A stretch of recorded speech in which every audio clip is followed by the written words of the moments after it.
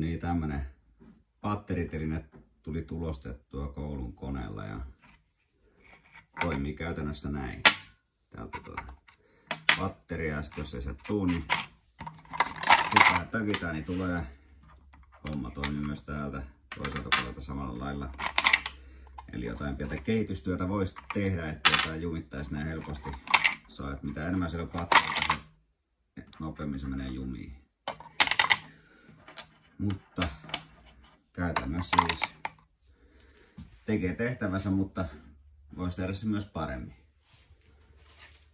Näitä on meidän käytettyjä pattereita ja täällä on mallilla kuvattu.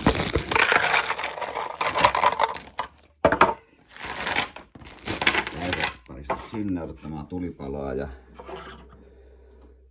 tällainen. Tuolla on kennoa, mikä täyttää ton tyhjän alueen, että ei tarvitse tulostaa tyhjän päälle. Ja ihan näppärä kapistus. Kyllä se on päivittäisessä käytössä melkein kotona. Tossa oli toi pieni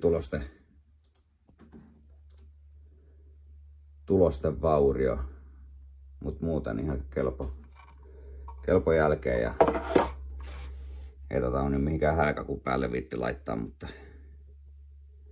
kyllä sehän näyttikin jo ihan tyytyväinen lopputulokseen.